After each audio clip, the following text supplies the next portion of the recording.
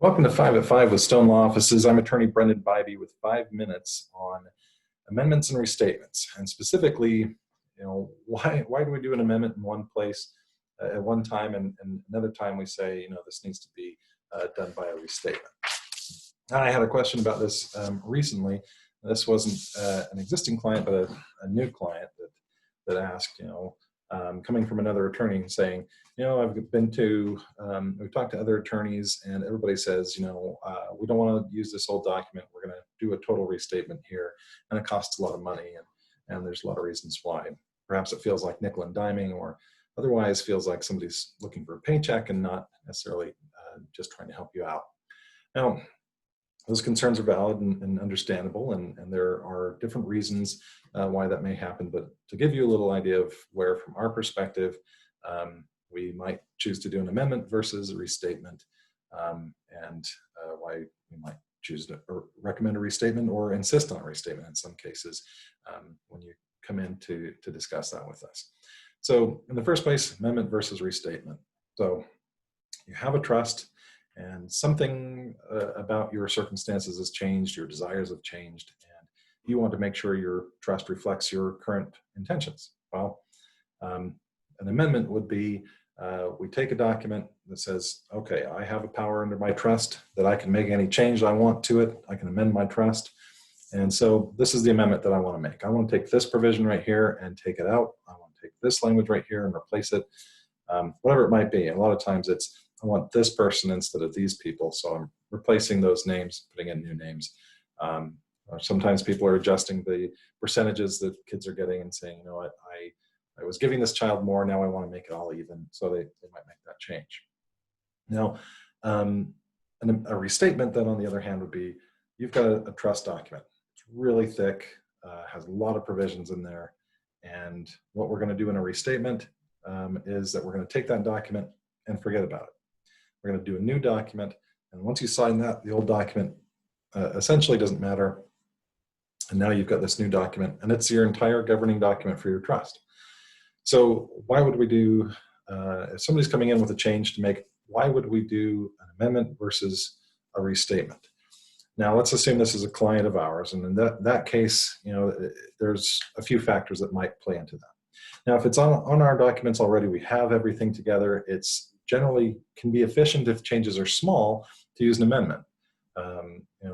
It's not ideal to have a document and another document and you have to read them together and go through and go, okay, this is what the trust says, and go, oh, I have to look over here. That part is different now because of this change in the amendment. But for small changes, that's not a big deal generally. And again, it's cost effective for you. But why might we do that amendment? If it's a simple change, we're just changing something like the names of people that are in there, or there's just one or two provisions where the language is out of date or no longer meets your intentions, then we'll do an amendment. We already know the documents, we know how to fit it in there, we know how this is going to play, and it doesn't require extensive time to review, and there's not a great risk of inconsistency in the document. With our own clients where we already have those documents, why would we do a restatement?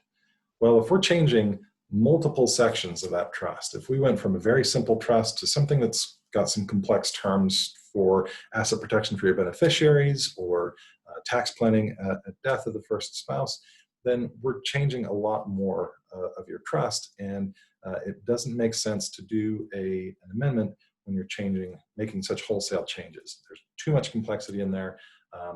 You may actually have to change more than you initially thought because there are just so many things in there.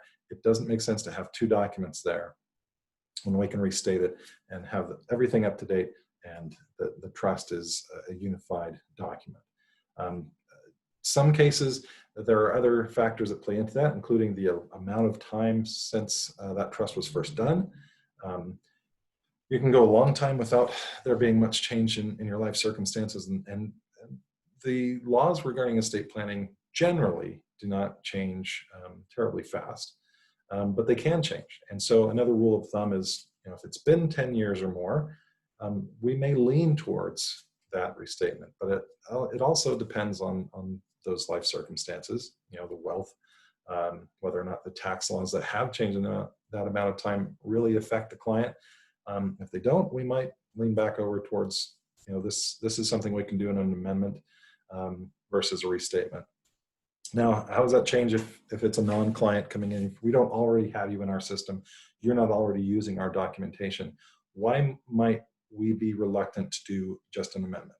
Now, in some cases, we might, if it's a simple enough trust, if the need is great, but generally speaking, we're going to push towards, and if we're familiar with the documentation, it's something a similar format to what we have, and we can have some reasonable assurance, we might lean towards an amendment for you. Or, but in most cases, we're going to say, you're coming in here with documents that we're not familiar with.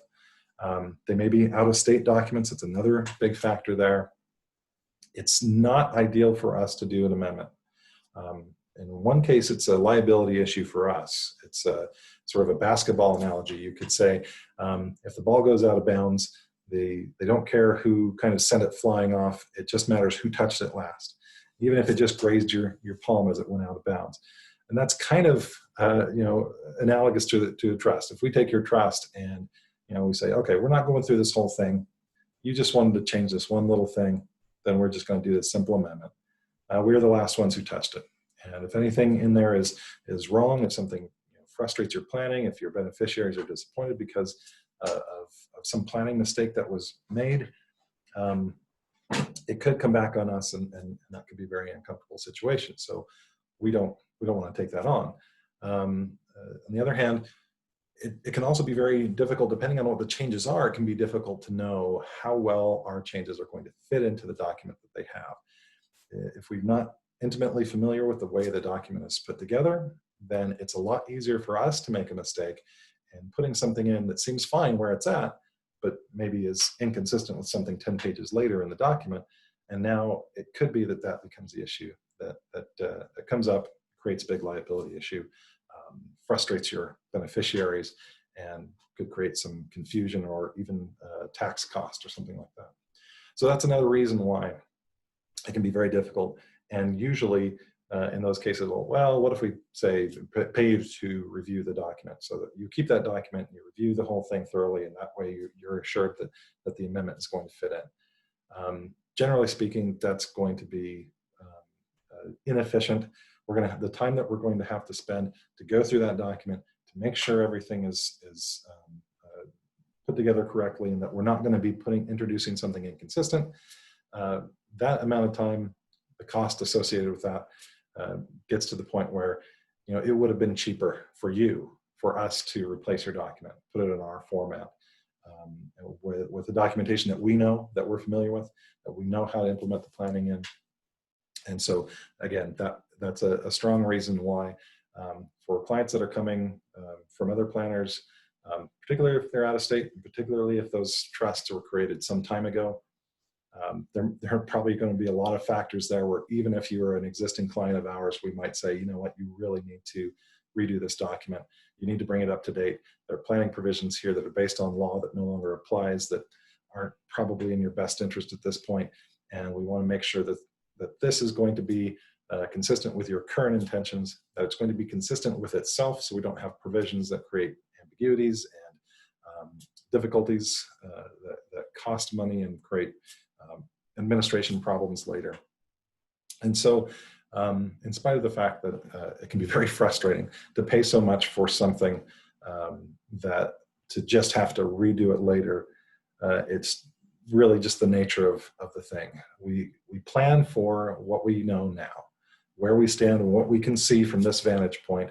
And as changes occur, sometimes there are changes on your side with family, beneficiaries, relationships, funds, types of assets that you have. And other times it's factors that have nothing to do with you. Maybe your circumstances haven't changed a bit, but somebody in Washington had an idea and enough people got behind it that it got passed into law. And now it completely changes the way that your estate plan works in the real world. Either way, it's something that we want to address. Your plan, the whole purpose of planning is to make sure things go the way that you want. And regardless of whether it's you or the laws that have changed, it needs to be brought up to date so that you get what you expect. If you have additional questions about this, if you ever want to know whether an amendment or a restatement would work best for you, Of course, come in, let's take a review of your documents, see what you really need, and give you the appropriate amendment by simple amendment or by restatement for what you need. Give us a call.